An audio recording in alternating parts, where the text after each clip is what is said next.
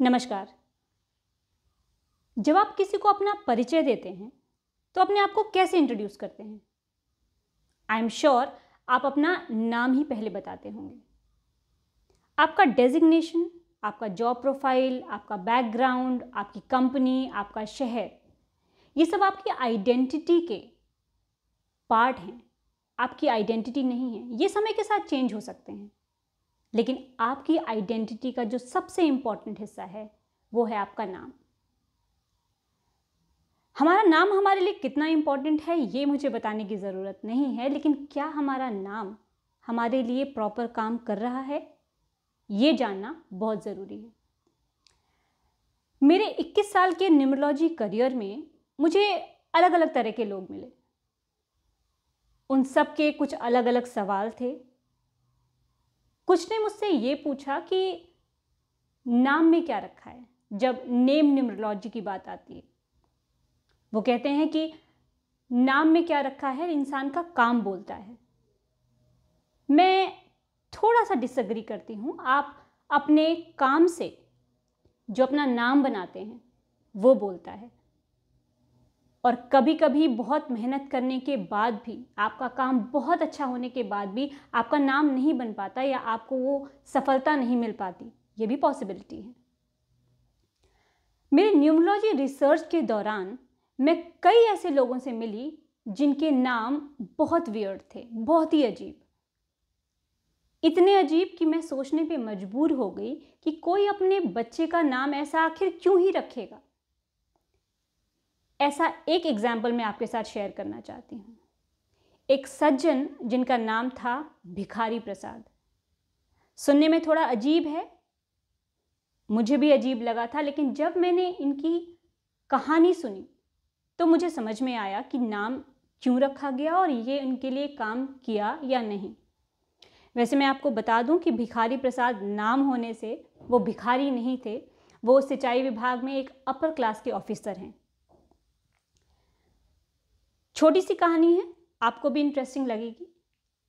भिखारी प्रसाद जी के पिताजी अपने 3 भाइयों में सबसे छोटे भाई थे, लेकिन उनके बड़े 2 भाई गलत लत की वजह से कुछ गलत कामों में पड़ गए और उसकी वजह से उनके परिवार का बहुत नाम खराब हुआ।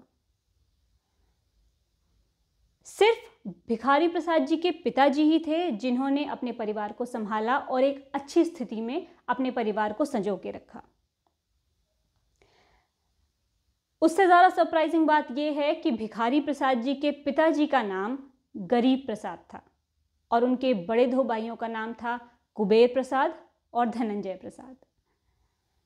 इस बात ने गरीब प्रसाद जी को बहुत अफेक्ट किया। इनफैक्ट उनका नाम भी गरीब मजाक मजाक में पड़ गया था, क्योंकि वो बहुत भोले भोले सीधे से लगते थे, तो लोग उनको कहते थे बहुत गरीब दिखता है बेचारा। लेकिन ये बात उन्हें समझ में आई कि या तो उनके परिवार में अच्छे नाम सूट नहीं करते, या इंसान जैसा भी नाम रखे उसकी ऑपोजिट पर्सनैलिटी होती है। मुझे नहीं पता, मैं इस अंधविश्वास को एंडोर्स नहीं कर रही हूँ, बट ये उनका बिलीफ था, क्योंकि उनके भाइयों के नाम जो थे कुबेर और धनंजय, जो कि पैसे के मालिक के नाम होते हैं, उन्हें ये समझ में आया कि सिर्फ कुबेर और धनंजय नाम होने से कोई पैसे वाला नहीं बन जाता, और नाम गरीब होने से भी आप अपनी लाइफ को अच्छे से जी सकते हैं। अब अपने बेटे का नाम भिखारी रखना कितना लॉजिकल था ये तो मैं नहीं कह सकती। जाहिर सी बात है, हार्ड वर्क बहुत इंपॉर्टेंट है। इसीलिए हम कहते हैं कि आपकी सफलता में 99% आपका हार्ड वर्क होता है, और वो जो 1% लक होता है, नेम न्यूमरोलॉजी वहाँ पे आपको हेल्प करती है।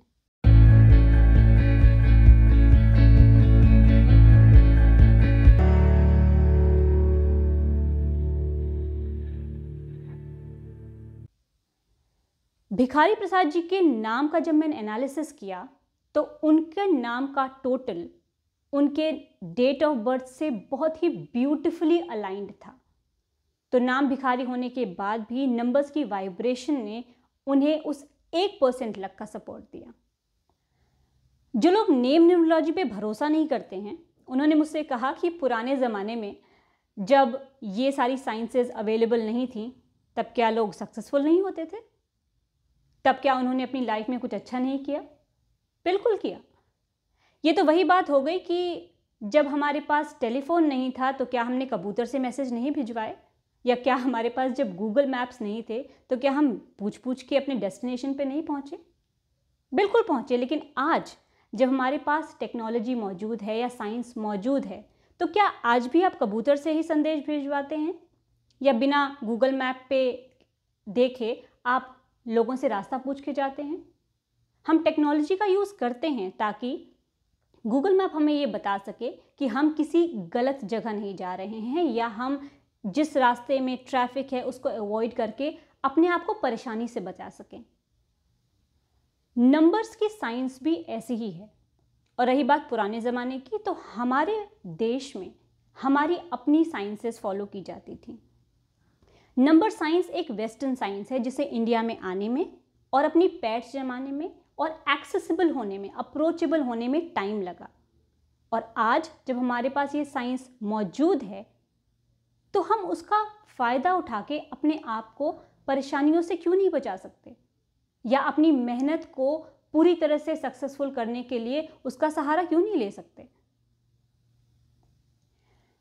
और मुझे ये बताते हुए काफ़ी खुशी हो रही है कि आज के टाइम पे सबसे ज़्यादा कंसल्टेशन जो बुक होती है वो बेबी नेम रिकमेंडेशन की होती है।